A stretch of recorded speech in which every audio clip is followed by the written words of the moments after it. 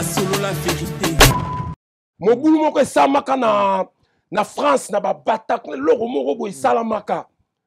Jour ango mama na malili le 1er janvier ngam na sala première émission yeloko na ye. Tant to sali mwana ma ya liboso ngam ta liboso na komaki ennemi na ye. Là, il a donné 200 € na Orly Gola a poussé Orly a ABC Orly ndeko na bino azana bala akipaka binote nga naza na mutu akokotsa yo studio mais pour mutu akoto studio yaka loba boye tango ekosala base mais c'est pas bon tango autaka idiofa ayaki kin aleki na hôpital à Sana voilà tala ndenge tipo tango auti idiofa ayekin kolongane kina e poto ndenge azalaka non mais autaka Sana ayaka poto po ba traiter maladie ya tuberculose tango aye to ramasser ye migenyema non les gars réalisateurs aussi de la République na kumase mokonzi ya batandu s'il vous plaît o eza musala na bino na lingi bolakisa monde entier photo ya cet individu d'animateur moins qualifié, moins compétent, zangi qui professionnalisme. Azoya na presse pour manipuler batou. Oyo tango autaki idio faekin parce que yé ayaka poto parce que zaki na maladie ya tuberculose. Hôpital ya sanatorium ya Selembao babimisaka visa pour akozwa traitement. Tango yé akutaki pe chance biso ba masolo ndenge kaka to bandaki migenyema aye ozaneni photo. J'espère que ozala tango yaki ba si je me rappelle bien ba 2009-2010 si je me trompe pas. Denoli Tamboulessage, c'est lui qui m'avait poussé pour na finga ka wera cet individu de mon collègue l'artiste MC Weranson ex-danseuse ya Weranson kombo na ye nani cuisse de poulet azoko das yako corrompre na $100 pour à humilier à critiquer cet individu de mon collègue l'artiste émissien Koffi Olomide les mêmes individus makambo azo sala je te dis il va payer cet individu il est mauvais nakoyebiso eloko moko ngai oyebi epoko yo maître Gims abimisaka album na ye nini sapé comme jamais moi Didier Nzo mokonzi ngaba j'étais sélectionné pour na kota na ba clip mais na finition ye mtakasanga yi akenda kozwa ba individu ya ba sapé à Brazzaville na ya Suisse na benga vieux djou na nga bivie ngai to ya on peut se permettre au mandater frère, ya faire Gola pour ayakoloba ba mensonge. Est-ce que si qu'on a tourné faire Gola akoboma son petit frère Guy Gola pour Azwa quoi? Ça fait quelques mois cet individu ya collègue nayo Noli Tambou azwaka audace. Avoto banda ya salinini. Nakoya parce que cet individu on dirait il sait quoi? C'est lui le meilleur. On dirait il sait quoi?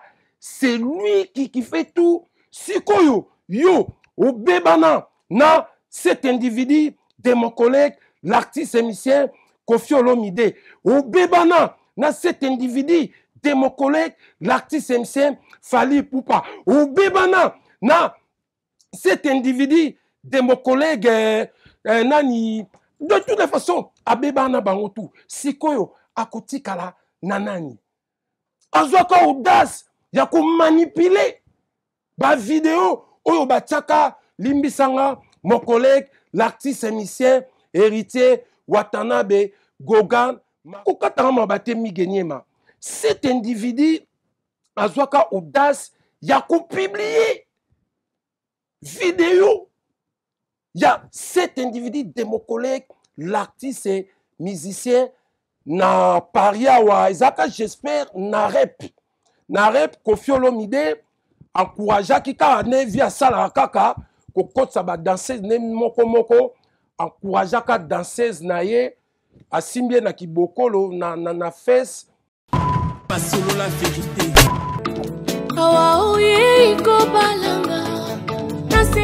Mbote Abidjan, Mbote Côte d'Ivoire, Mbote tout le monde.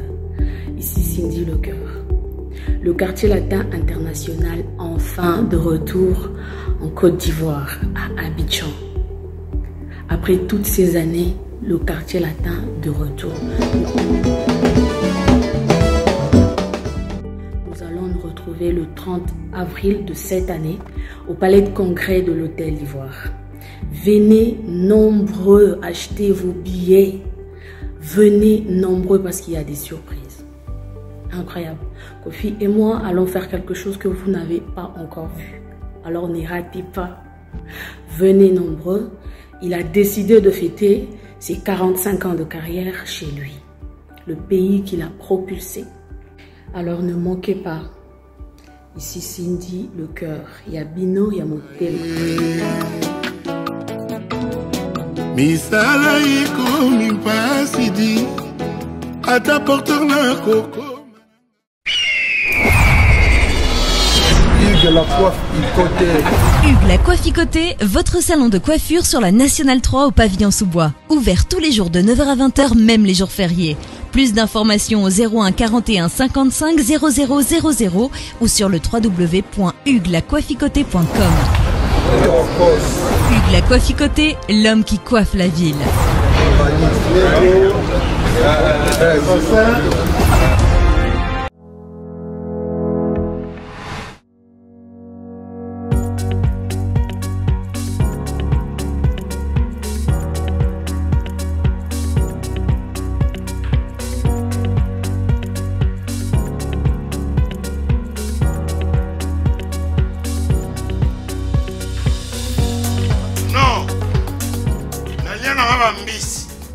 Restaurant belé na yena Mambo Galaxy na kuti poisson tala mbisi pe ya mwana te haza minere te haza mukolo ndoboko liango familial botondi mbisi basangisa na crevette kaka ya mbisi basangisa na makemba basangisa na poivron basangisa na céleri basangisa na pomme de terre basangisa na munganza lombisi azwi vitamine bazali susu na ngulu bazali susu makayabu brochette otobengi kamundele mayebo ndo biloko nyonso ya mboka pa Galaxy Mambo tozolia c'est Mambo Galaxy azosala pa na bana mboka yango wana congolais mpona esika oyo kolela or ke bacongolais toyebani osali 6 mois obundi na propriétaire tie mosapela liso mais Galaxy Mambo 8 ans quel restaurant eza mosika te. Au numéro 137, rue André Carman, à Aubervilliers, composez vite les 07 53 28 89 07. Galaxy Mambo, c'est du wow. Bonjour fidèles internautes, soyez les bienvenus dans votre émission sur la vérité, émission Oyoto et la Rabino, vérité en face comme d'habitude. Merci de vous aider, Bolandabiso à Sénète pour moi. Merci à l'équipe Mobimba réalisation sur la vérité, Oxy de la République, Koumassé Photo Shalom, Guinoche International. Merci à Ninge Bozé Bélé Botalabiso dans la province Nyosoya, ville de Kinshasa, à travers la chaîne partenaire Télé Plus, Centrale Télévision, c'est grâce à la télévision, on a des total matin, à la fin fond. Grâce à la vérité totale partout dans le monde, vous s'abonnez s'il vous plaît. Merci beaucoup de bandeko aussi s'abonner à la chaîne YouTube. Merci beaucoup de bandeko partager rabiso, tout boire rabinoté, tout comme on a raté parfois, tout bien on a répété, mais pour nous soutenir frère Nabino, partager rabé émission dans la vidéo, surtout bandeko dans la page, il y a polémique. Là, on a réel plaisir, tout ça, tu réaimé encore, où ils ont parlé naïe, Didier Nzongo. Mokonzi yanga ba benginga isina migi na makambo koloba na bisi mukolo makambo ni lesina te to na matanga ya munene na mboka to na makambo bele funa loba naza na posa na loba migi pesanga place na ya koloba fauteuil jaune plateau ezaka dispo pour na moto nyonso ayebi koloba et puis oaza na maloba na monoko aza na posa communauté congolaise to ba congolais ba yoka ye c'est pour cela tout ça plateau oyo Solola Vérité fauteuil jaune. Ce n'est pas pour les musiciens, ce n'est pas pour les comédiens, c'est pour tous les Congolais. Oaza le message ana pour ça loba ezaka wana dispo. Merci na confiance au pisa biso Didier Nzongo mokonzi ngaba bonjour. Toi, ça qui dit là, les PDG Migenier, la chaîne de télévision Solola Vérité, la réalisation, il y a Oxy de la République, sans oublier Koumassé Mokonzi Yabantando. Donc, les PDG Migenier, ma vanto, Mekakubungu la Masolo, n'a préféré, n'a pesana, nous, mais très sincères et condoléances. Condoléances à la famille de mon collègue, l'artiste et musicien Ferrigo, Jésus de Niance, les padres Motonayambo. À ce qui concerne la mort de son petit frère, il vient de nous quitter, mon collègue, l'artiste et musicien Guy Digital, que son âme repose en paix. Pour toi, sous les PDG Migenier, s'il vous plaît, soyez n'akoui ko sengayo. Même 30 secondes ou 1 minute de silence vraiment pour te rendre hommage à jeune frère Napso, Aouti Koti Kabiso, Guy Gola Digital. Toi, ça qui dit là.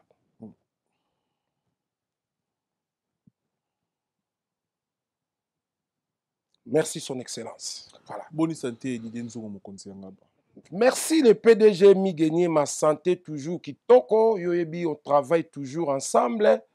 Ce qui va siger Zali, Tolingara toujours Koleka, na chaîne à télévision Solola Vérité. Parce que tant que ça, la chaîne à télévision Solola Vérité, donc ici, il n'y a que la vérité, pas des mensonges. Toi, ça qui dit là. Toi, ça qui dit là. Mais le lot, il y a pas souper na télé. C'est classique, hein? Non, lelo na ye na bazibulate, lelo na ye attend que son excellence Didier Nzongo mokonzi anga bande na lobaka les rois de Oji Chilombo les chefs de famille par force c'est du béton armé ndenge na yebisara tout le temps. Moi je suis un grand artiste sapeur célèbre donc polyvalent donc nalingaka toujours kobungula chaque interview na biema nango.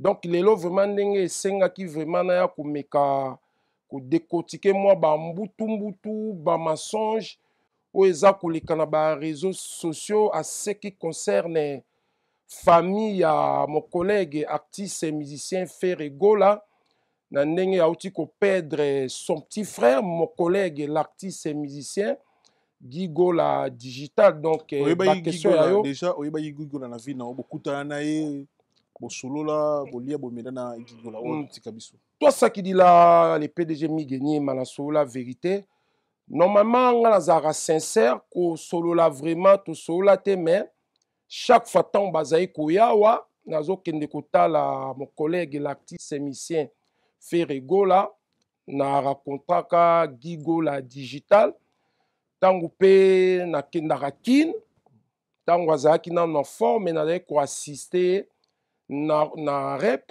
donc omoni biso artiste et musicien relation ezaka kate ko solo là et fait que ko assister mutu na ba concert ko assister na na ba lieu familial mais de toutes les façons déjà c'était un grand artiste c'est un jeune artiste il avait du talent une belle voix mais yo moko ebi Migenier nous tous on va partir personne est au-dessus de la loi de la mort chez l'Éternel.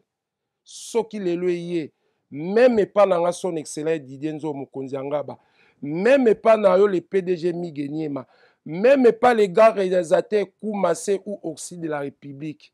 Moutoumoko, Akoboya, Azate. Toi, ça qui dit là. Bon, Liwa Gigola, si Bandeko Passi, Akoufi trop jeune et puis Zana ba talent parce que bato bayoka ye boye biso ba oyo tozwa temps ya kovanda na ye soki azoyemba onire voix na ye bamixade na bastudio azalaki vraiment na talent ebele mpe carrière molai na makambo oboni etali musique na biso liwa na ye ntango omonaki mwa parcours ya liwa na ye bandi bamaladi nzoto ekondi bamakambo ebelebele ti toye komona ye na église avant église tout monde a photo vidéo mon photo moko boyaye afandi donc ezolo beloni na moto ye baki azaki bonne santé musicien bon chanteur il y a konditi liwana ya kufi bon ezolo beloni parcours ya moi liwana. Merci beaucoup pour la question. Donc, pour la banda, na pesina nous ba joyeux anniversaire dans la grande dame Niclette Nzanza, la maman des garçons, vraiment beaucoup de bonheur, la prospérité, la santé. Donc, le PDG Migenier Maomoni, la vie c'est compliqué. Mon jeune frère, mon collègue, l'artiste et musicien Guigo la digital, ça nous fait mal. Yokomo Napenda est jeune artiste talentueux vraiment, azaki na talent ko kende vraiment ndenge wana ole sikoyo biso ba mi ba proche mais bino ba to presse to motiver famille ndenge zaka soki famille ekufeli to motiver bango na ba message à bien mais na remarqué beaucoup des individus bazui problème ya liwa. Il y a jeune frère Nabiso, balingi koko misango sujet, il y a ko intimider même ba propre famille. Il y a Gigola, aleka na ba mensonge, donc ko mandaté bande ko artiste pour ba leka na ba mensonge que faire ego la mutu alekisiye o mutu boye mi gagner ma c'est pas bon. Ngai naebi voyage mon nazaki nakin jeune frère nanga Gigola digital tant nakendaka kotala Mark House na terre non kenda Mark House to soli na rep na moni Gigola zetenga tuni Mark House na bi ah deni ni jeune frère na biso le ka président ça fait 2 fois na rep nazo monité alobi nanga non azaba moi ba problème ya santé même Azanae. Donc, mais ce qui est plus important, vraiment, Migeniema, et là, qu'on a la sépélité dans un individu, un collègue Nabino, il y a presque ceux qui ont autorisé Natanga Kombo Nae, parce qu'il a remarqué que les Moussou, Moutoupe a koki Kobunga, tant que tu as le kepa Nabino, batu ya presse. Bo permetaka te que tout tanga ba komba batouana ko protéger par exemple ceux qui collègues no ya animateur ou animatrice ou chroniqueur journaliste abungi ceux qui mutoyer pour appeler sa message bolinga kaka ko bomba pona ko protéger c'est pas bien parce que mi gagner ma tangu balobi boza bato presse cela veut dire quoi? C'est la vérité. Oui. Parce que... Mais ça, sur la vérité, tous les coups sont permis. D'accord. Donc, pour la kende vraiment permis, na kende musikate, naza contenté, na comportement ya cet individu, ya animateur, ya collègue na yo, limbisanga yo déjà na qualifiaka yo, journaliste. Pourquoi mi gagner ma na qualification journaliste? Parce que 1, vous êtes compétent.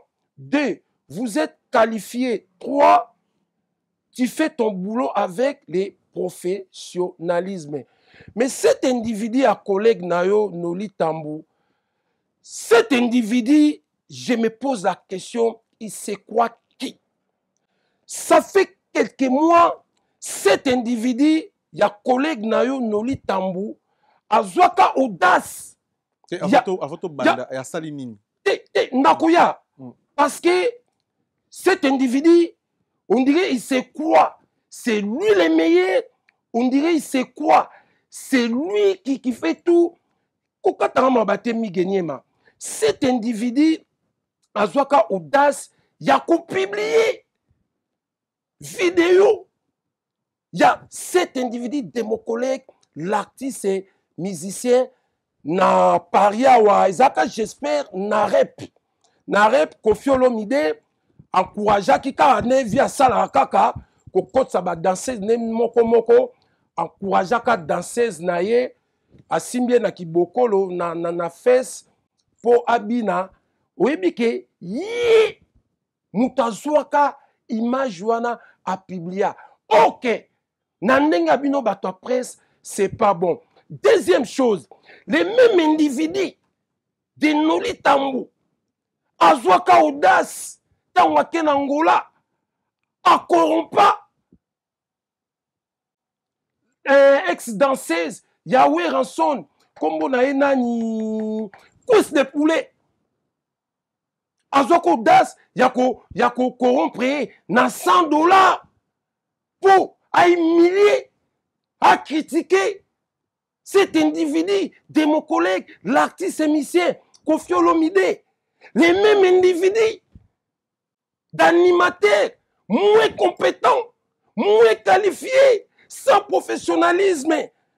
Azwaka audace, yako manipuler ba vidéo, oyo batiaka limbisanga, mon collègue, l'artiste émissien, héritier, Watanabe, Gogan, Macron, Motonatembe, les boss live, Azakutu na séjour à Paris avec la team Wata. C'est lui qui avait manipulé.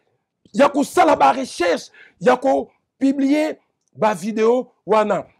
Les mêmes individus d'animateurs, Noli Tambou, Azwaka audace, yako yamba. Bah, les individus de nos collègues artistes et musiciens pour ba humilier ba kota na vie privée et familiale de mon collègue l'artiste et musicien Fally Ipupa. Les mêmes individus aillent qu'on récidivé le plus grave yako manipuler yako pesa grand frère. Il y a mon collègue, l'artiste MC, Ferregola, une somme de $200 pour Aya. Il y a 200 € pour Oligola. Aya, pour dévoiler un mensonge familial. Est-ce que c'est normal? Si koyo mi genyema ngai na ebite na tunyo question. Si koyo bino batu ya presse. Tous a besoin na bino pour pesaka biso ba message ya bien. Pourquoi cet individu de Noli Tambou a commis comme on dirait c'est lui a commis contre donc moi de ma part donc cet individu de Noli Tambou de toutes les façons il n'est pas le sage donc a commis ce qu'on a système mokoneti a bebisa carrière peut humilier ba collègue nanga artiste musicien mi gagner ma temps na le kaka na bisaka nini mes collègues artistes musiciens de la RDC même si il y a la divergence entre nous des artistes mais on a besoin de eux parce que bazo sala fierté yambo canabiso sikoyo yo obebana na cet individu de mon collègue, l'artiste émissien Koffi Olomide. Ou bébana, na cet individu de mon collègue, l'artiste émissien Fally Ipupa. Ou bébana, na cet individu de mon collègue Nani. De toutes les façons, à bébana bangotu. Sikoyo, akotikala nanani. Toya, on peut se permettre, au mandater, frère, ya Ferregola pour Ayakoloba Bamassonge. Est-ce que si qu'on a tourné Ferregola Akoboma son petit frère Gigola pour Azwa quoi? S'il vous plaît. Vous avez preuve que journaliste wana mutamanate. Nayebisio Boye. Moi j'étais au téléphone avec Oli Gola. Oli Gola benga ngai tangwa benga nazalaki na musala. Tant on a rappelé, albinanga mokonzi, Noli Tambou le sage, azako poussenga, naya kusala émission, olobi nini. Dans les oli, omoni bozana on a tangu, ya pasi. Tangu tozwaka makambu, ba moral et bungaka. Albinanga non, yaka, na kopesa yo, 200 €, nazana ba preuve, o izo la kisake, frère na yo, mutu abomi Guy Gola digital. Mais ce qu'on l'a l'accent, yo à peine na relax. Mais nalobi migenyema s'il vous plaît. Tout solo là. Au moins cet individu de Noli Tamboulé sage, Makamboazo Sala, je te dis, il va payer. Cet individu, il est mauvais. Nakoye biso lokomoko. Ngai oyebi poko yo maître Gims abimisaka album na ye nini sapé comme jamais. Moi Didier Nzo mokonzi ngaba, j'étais sélectionné. On a kota na ba clip. Mais na finition, yem takasangai. Oh, akenda kozwa ba individu ya ba sapé à Brazzaville na ya Suisse. Na benga vie ju na nga bivie. Ngai natini ba photo to soli makambu tu ba cacher ndenge zalaka. Ndenge ni siko ekomi na finition nga azate alobi ngai te tuna Noli Tambo. Ça c'est un. Le même individu de Noli Tambo le sage, c'est lui qui m'avait poussé pour na finga ka wera cet individu de mon collègue l'artiste MC wera sol. Le même individu de Noli Tambo le sage, c'est lui qui m'avait poussé. Na kritikaka cet individu de mon collègue l'artiste MC Fali Poupa. Le même individu, tant qu'on a zaki na ba problème na faire ego là avant zo ba problème moi zo ki na l'état ko zo mutu nyonso. C'est lui qui m'avait poussé. Na critiqué faire ego là, mais il se croit qui? Un simple individu, il est venu du village. Il y a Idiofa, Ayaki Sasa, na camion, les collabos.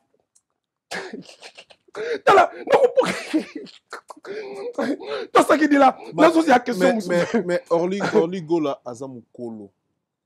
Azamukolo, même il y a un journaliste en Anzoloba. Comment vous allez manipuler Tina niveau en parfois? Une bonne question, les PDG Migenyema. Nazana kanda kutuna ebiso ya kusaranate. Donc le problème, c'était quoi? Cet individu de Noli Tambo le sage, et fait que chaîne ya YouTube et marche à Kalisusuté. Donc, à comment le système yaba yako manipuler. Cela veut dire yako mandata kabatu. Pour balubaka mabe pour yazo ba vie. Ok ba vie ezalaka naturel. Mi gagné bangande na sak interview na yo boy. J'ai pas besoin que j'ai fait des 100 000 vies. J'ai pas besoin de millions de vies. Mais aussi longtemps, interview dans Kobima. Il y a plusieurs partages dans le groupe. Il y a plusieurs petits youtubeurs, frères, c'est ça la réussite. Moi, ma question, pourquoi cet individu de Noli Tambo a ligné, a manipulé, a bébisa carrière? Il y a artiste, donc pour que de moulaïté, a bengaki Orly Gola, il a donné 200 € na Orly Gola, a poussé Orly, a ABC Orly, ndekonabino, azana balar, a kipaka, binote. Ngana zana mutu, a kokotsa yo, studio. Mais, pour mutu a koto studio, yaka loba boye tango ko sala baise. Mais, c'est pas bon. C'est pas bon. Mi genyema. Omoni ngala koloba biso africain. Voilà, biso africain. Surtout nous des stars, des artistes, y compris moi-même. Même si j'ai des millions, c'est pas obligé yako aider bandeko nanga. Nako peso exemple moko biso ser na biso Mama Pauline Zongo Nzamba zwa molimo na ye que sona repose en paix mi genyema.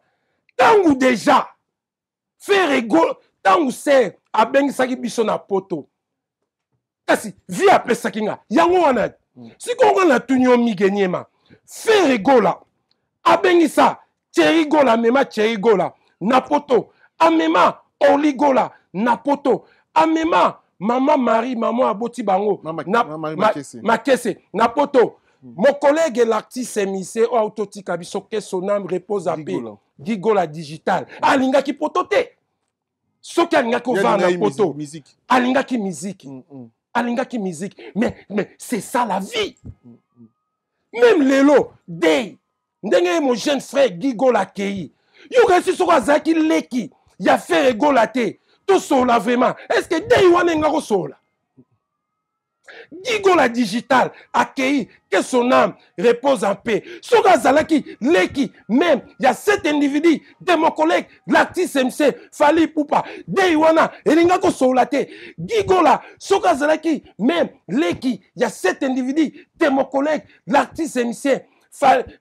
Fali Poupa ou Koffi Olomide elinga ko solate soka zalaki même leki il y a cet individu de mon collègue l'artiste MC ouais rançon elinga ko solate mais Gigola dey naye soki lo toujours soit tantôt loba parce que azalaki leki ya Jésus de Nias Gigola soki azalaki leki ou grand frère ya mon collègue l'artiste musicien le full boss bina filé Ige bina filé nenga kufiboy dey naye elingaki esola Gigola digital soko azalaki grand frère ou leki ya mon collègue l'artiste MC héritier Watanabe elingaki esola mais pourquoi yo un simple individu na lobaki oza obimineti muyaka moko afingisa bayaka nyoso zela na laksa yo photo donc Migeniema ndakoloba trote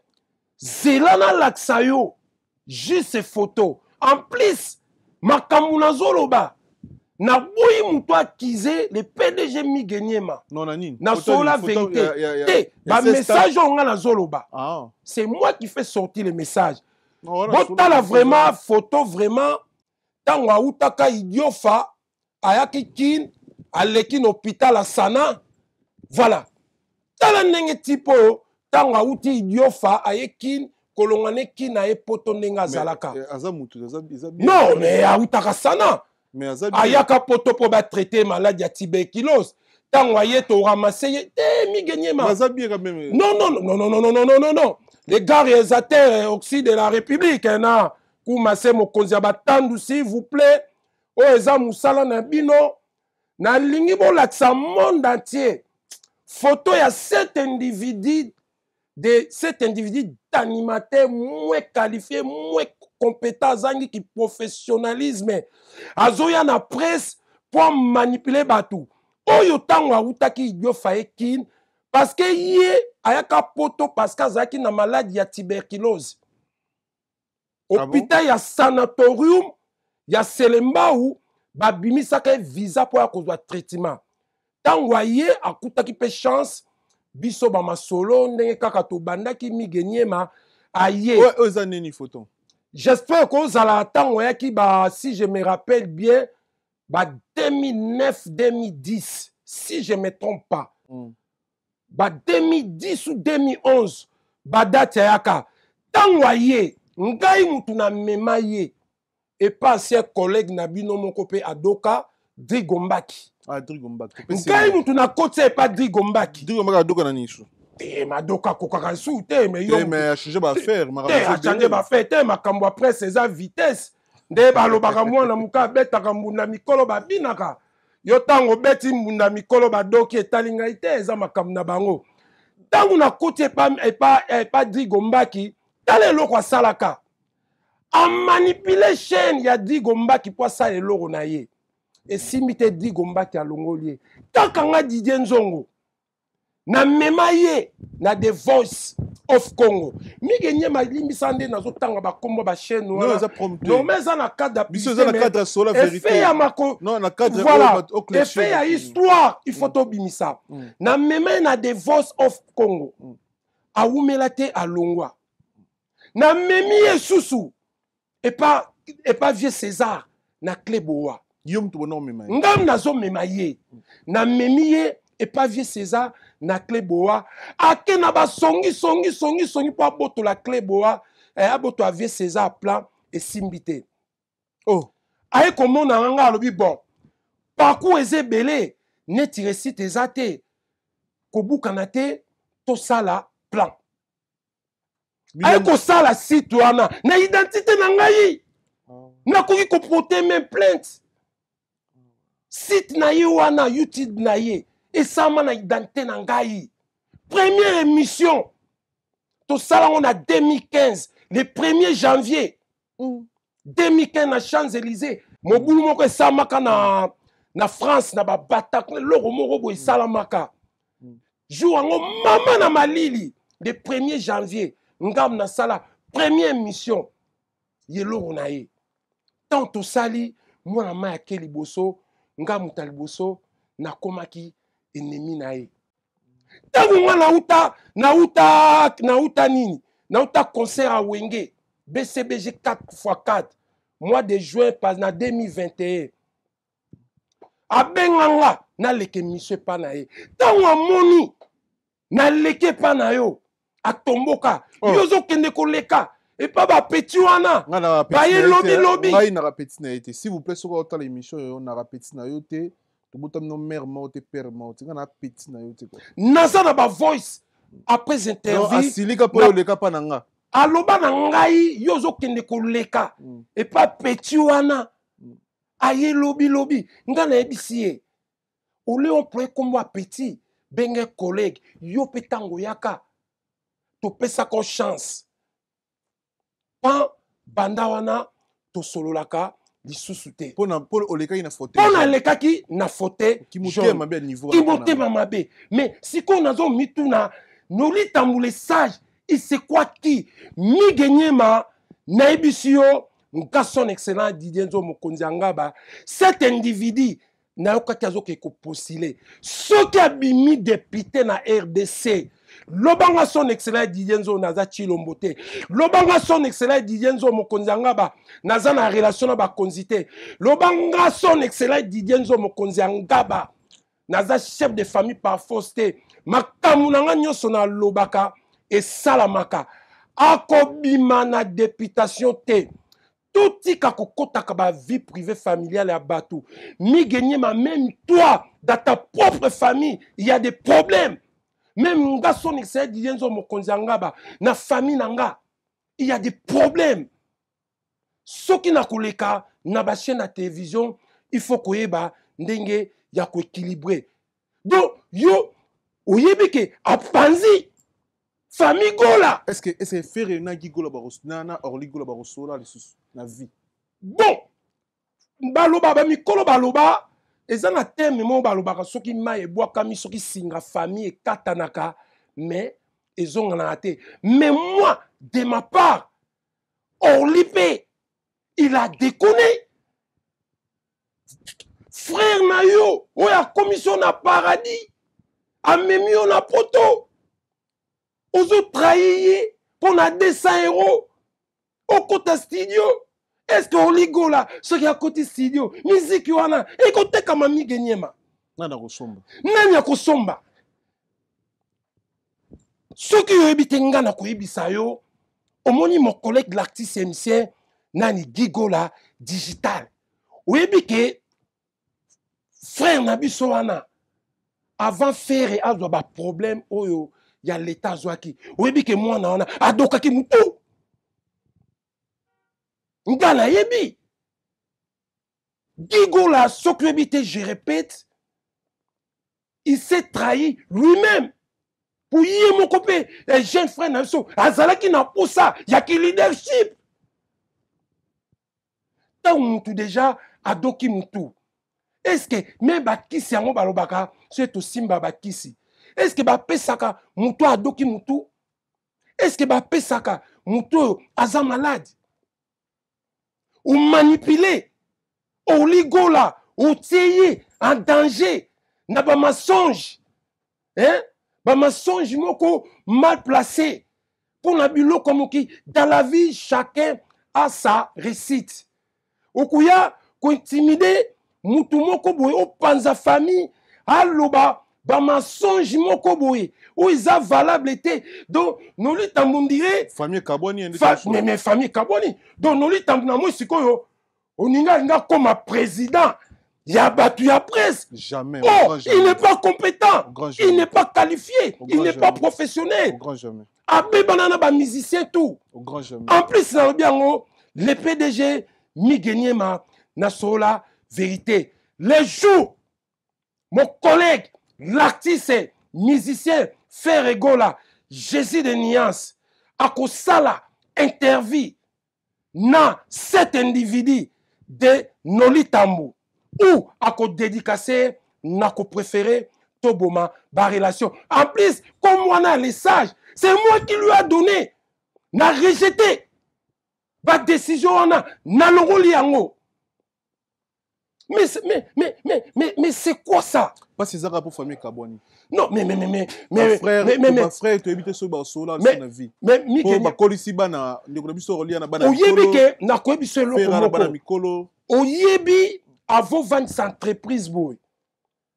Interview to salaka, il y a conseil à cet individu de mon collègue, l'artiste émissaire, fallait pour à Bercy. Ce que bate na koyebi sayo, ce qui caméraman nous na réalisateur na ba kendaka. Ezalaki ye muta senga kanga ba numéro na bango yango perdaka bango nanga kolo bango te ye moko combien de fois ba bengani ye na mwasi na ye te vie privée te est-ce que to loba yango tika vie privée te migenyema to boy te mais au moni na vie ngai bazo combattre na vie ba baka soko ni ba respecter yo pe respecter baninga. Les respects, c'est 50-50.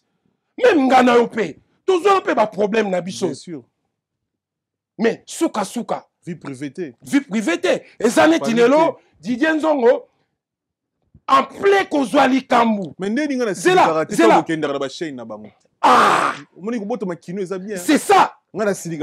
Par exemple, le Didier Nzongo, Kozwali Kambu, le plus grave, Migenyema, yo, tout de suite, ou invité petit frère Nanga, Gila Tanzo, Maïfou Daba Momi, les grands étaient piétélés. Ce qui s'y koyo, tu as kanagate, à quoi koloba n'importe quoi.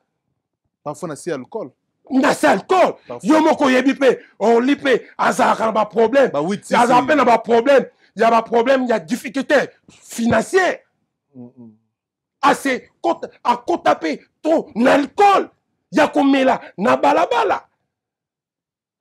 Soit alcool, moutakolo, bah n'importe quoi. Donc, soit alcool, et moutakoki, koloba, bah n'importe quoi. Lelo, yo solana, solana orligo la, wa kapti kouteza ya ba peine na. Siko yo, lelo, azo regretté ou bien, lelo, moutou neza api, parce que lelo a sali merde, moutou mokota d'accord na yi. Donc, de toutes les façons, ndenga la sola qui na, parce que nga la sola mingi na chéri. Na chéri gola, orli penda, to sola kaka likolo mais c'est chéri. Moi de ma part befo nazwa ke pas frère nae chéri gola alobi orli azo sala ezali la jalousie. Au moni kaka jalousie au joueur na biso français à Paul Pogba. Dans les mêmes caractères on déconnaille. Donc c'est pour ça Migenyema même dans ma famille, il faut tout ça attention. Parce que chacun sa chance. Nous tous sa kozwate. Siko yo noli tambu. Ou taki idiofa, ou yili kolo, yaba foufou. Parce que tu étais tuberculé. Ba même en hôpital sanatorium. Ya Selembaou. Aux chance, aux visa, aux kutu visa te, baya na ye, na we ranson, ou ye poto, to pe chope chance, ou nous manipuler, ba misère. Si ko ye bisanga, abebani, na Ferregola, na Fali, pareil, na Koffi Olomide, pareil, na ba musicien tout, na Rite Kutu, na ndimite watako lekepane, siko atikali na nani. Didier Nzongo, merci na bandeko tout au baza connecté pe branché à ce net moment na chaîne YouTube Nabiso sur la vérité place Oyo to la rabino vérité en face comme d'habitude. Merci na na bandeko tout bana biso, merci na coach Day Miller. Oui, ça c'est très important aussi de la République. Faut-il la biso na photo. Bana chang bakanga ilongi bakanga na combo coach Day Miller moko na biso na souci ya chang wana za la développer na makambe belé. Atongela biso école il y a 300 places pour na bana batanga gratuit. Coach Day Miller, merci na force pe na soutien ça pour na biso. Merci na yo, merci na Socrate Mobengai. Mon afula. Socrate Mobengai, jeune, très intelligent, avec une vision à ma casse pour Namboka, Socrate Mobengai, chanteur de la République. Merci pour tout, na force pour ça, pour Nabiso Socrate Mobengai. Merci. Merci na choisi ma tata en céleste partenaire officiel. Grand moto, choisi ma tata, merci. Merci na Poison Kasserek et puis bon séjour na Katia Paris, Poison Kasserek champion. Kelvis Nkoy, grand lion monene, des fois c'est Koloto, merci pour la force Kelvis Nkoy. Chancel Mbemba de Midi, merci. Merci na Junior Bongongo, Union Européenne. Junior Bongongo, ya Union, merci pour na yo. Merci na Evan Tumba, patron na Kation Vex. Jimmy Chimanga, porte de la Chapelle. Colombo Tumba, pièce. Michel Ochoudi Nakati à Londres, merci Koloto pour na colis de temps en temps, merci Michel Ochoudi, merci na Jean-Claude Mabanzo Mbongo contre Mbongo Africa Center Business, merci na Yagi Baena, colonisateur de la SAP, monté ma massive Baena, tourné na Paris, Yagi Baena, olingi pièce, contacté biso to en contact na Yagi Baena, colo pièce, colonisateur de la SAP, monté ma massive Baena na Paris. Merci beaucoup Yagi, merci na Marcolino da Roma, monté ma Cralis et Lupengi na Kati à Londres. Merci mon frère Marcolino da Roma, Roi Binamba d'Angola, Kelly Tsombo na Paris. Merci Nabino, merci na réalisation Orsi de la République comme d'hab. Orsi de la République, merci Nayo, merci. On va na chilo vidéo.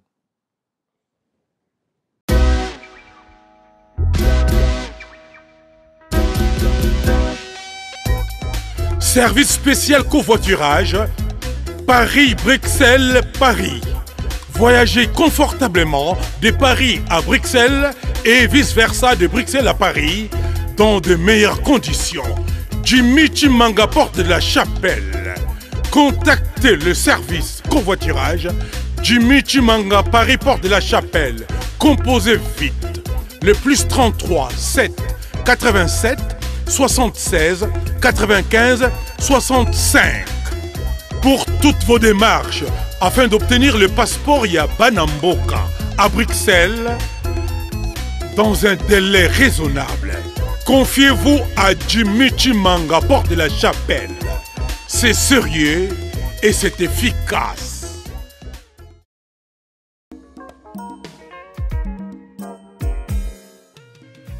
ON Multiservice, organisation Ngozulu, avec l'artiste peintre Gozen Matuidi. Pour vos services de décoration intérieure et bricolage, tous travaux de peinture, papier peint, enduit, parquet, carrelage, électricité, plomberie, montage de meubles de cuisine et plateaux télévisés, contactez Gozen Matuidi. Service designer, tableau de peinture, portrait, création de logotypes personnalisés, service sérigraphie et autres. Un seul contact. Les 07 58 58 10 72. Le travail professionnel dans le strict respect des règles de l'art. Avec l'artiste peintre Gozen Matuidi, le pro.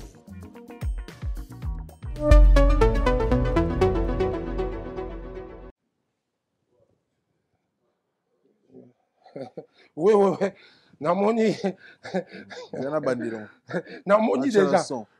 Machilo na son. Machilo na son. Voilà.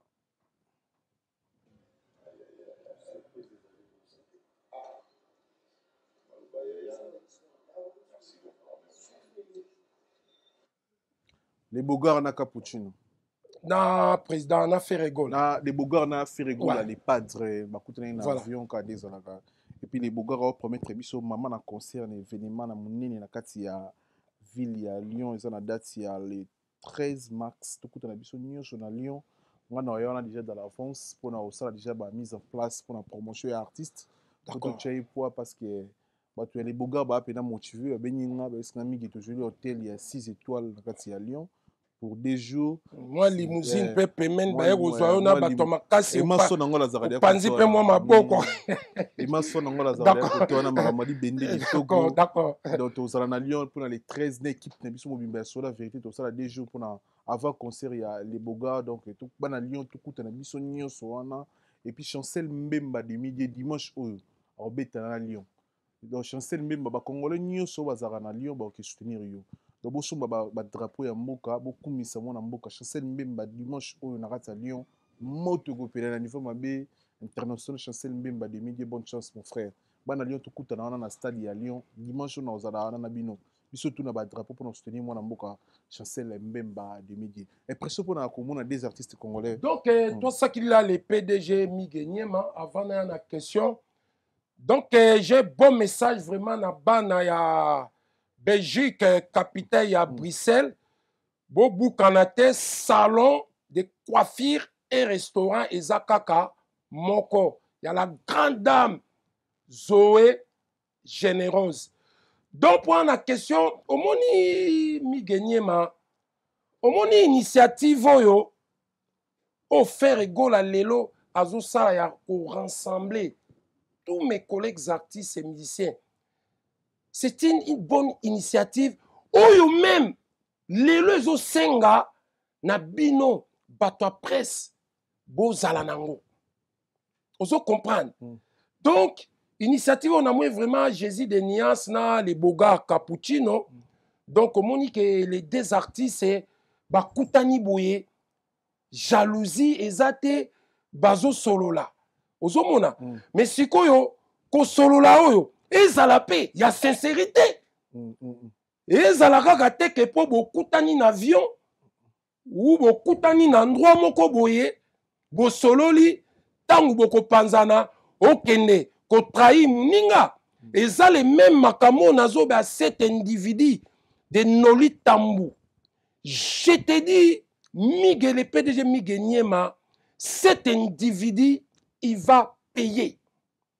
Parce que effet, il y a qu'on manipulaka, qu'on manipulaka l'artiste, qu'on mandataka l'individu, qu'on pensaka la famille pour ouzwa succès, ok succès, eza yanzambe na yebisio akofuta. Omoni makambo tozoloba oyo Orly, cet individu ya grand frère affaire à Sali. Miguenyema n'habite vraiment Youzam ta presse acte collègue Nabino a sali en fait Yakobimisa Fokolo Namout Bozarana et puis déjà fait rigoler bazara bien un journaliste et après ça qui va fait rigoler à Koutou. Il y a beaucoup de journalistes. Il y a beaucoup de journalistes. Après ça va intervité. Il y a beaucoup de journalistes. Chaque fois à dédicace à Bangote.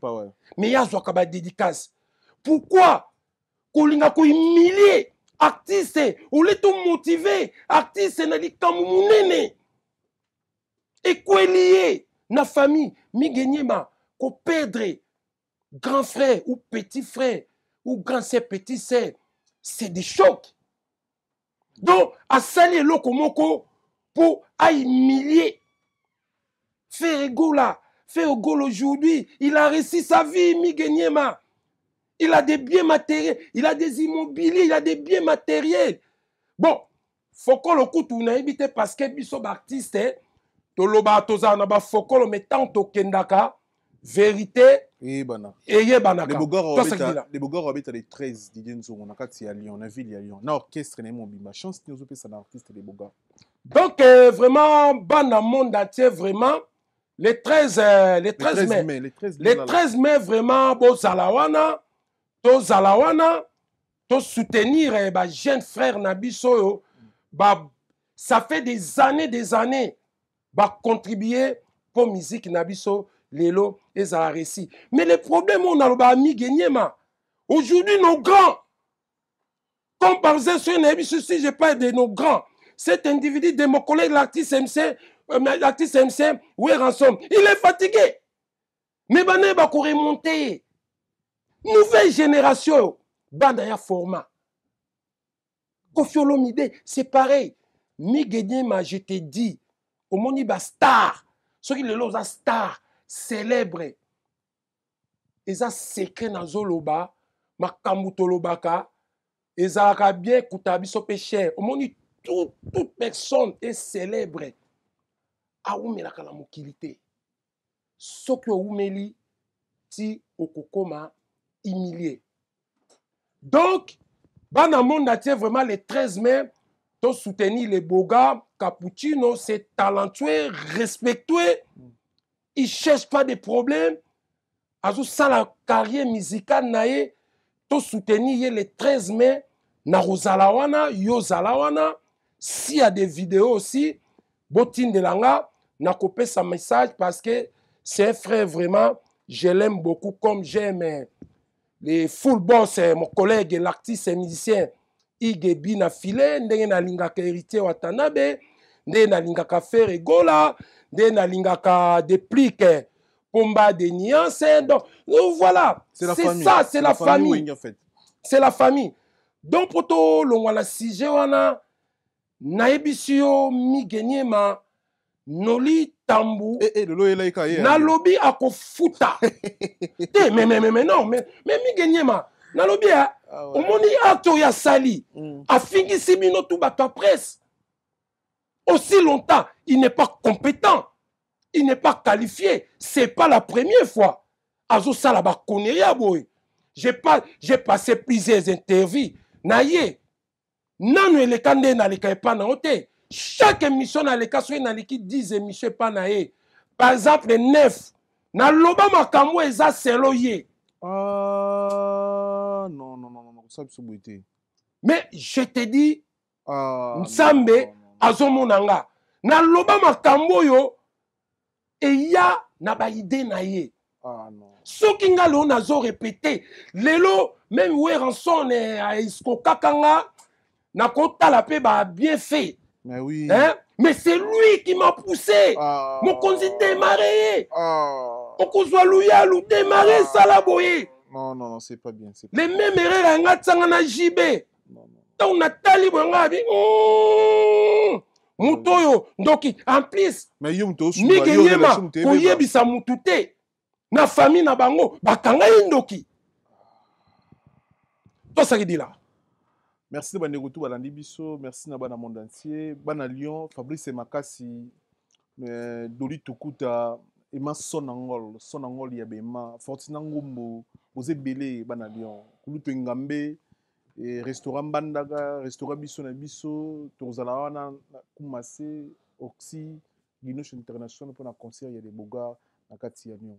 Tozalane Belé, to Bina, to Yoruba Rumba, to Sepila, Yozala Souka na bien.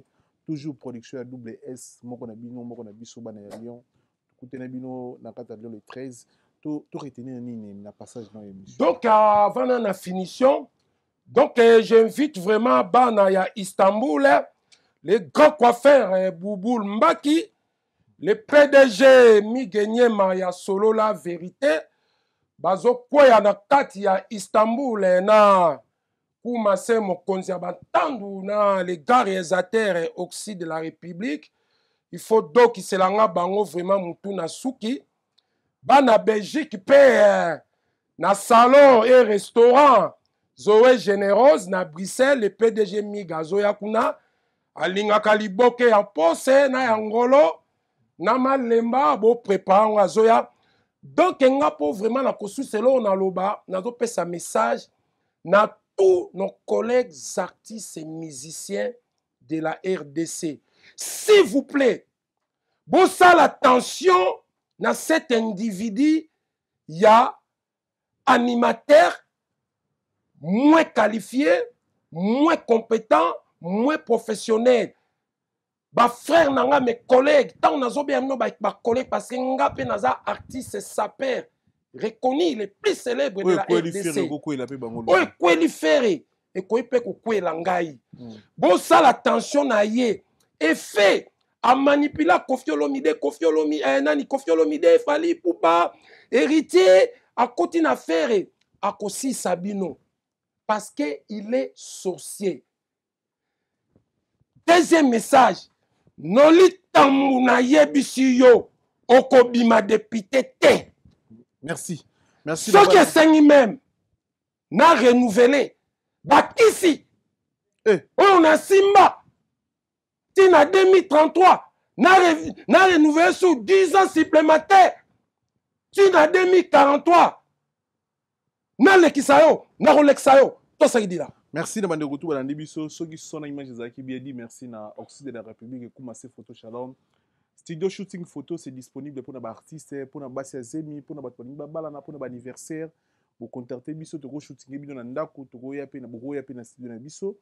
Pourquoi pas et puis pour les mariage na bino au niveau c'est le vidéo na qualité de lo 4K. Mariage nous a la qualité de lo pour contacter biso. Aux artistes on a pour c'est le clip. Ni gagné malelo tout ninga makambo bilamba te mais naza pe saper d'accord mais au niveau de nos classiques mais naza ensemble ya Zili ça 26 000 euros chemise 9 000 euros mais c'est du Zili travail 12 000 euros ça Zili on a ba zéro ba là non ngai naza mutu ya Japon ndenge mon collègue l'artiste saper Fata Kimba l'archevêque papa na Réa Lobaka tobima na Japon.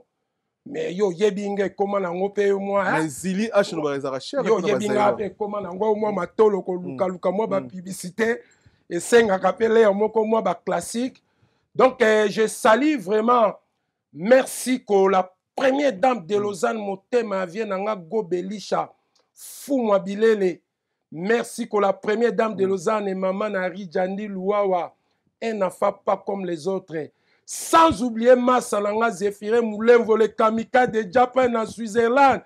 Massa nazo yebate soko ki bokolo parce que nazo dédicacé nazo beng nazo zwangate soko zwi ba message na ngai message yango yo nabo sanité na pesi vraiment félicitations pe beaucoup de toi ça qui dit là na tous mes collègues artistes saper oyo bazui bon opportunité. Ya kolakisa biso ba nouvelle collection ya printemps été 2023-2024. Mon collègue l'artiste s'appelle Fata Kimba l'archevêque, Trésor Ngando, Papa Yoyo et les autres. Que l'Éternel bénisse et protège notre plus beau pays, la République démocratique du Congo. Toi ça qui dit là l'Éternel, toi ça qui dit là public. Merci son excellence. Vive la RDC. Merci. Merci tout le monde. On est ensemble. Merci. Toi, ça qui dit là. Pas solo la vérité.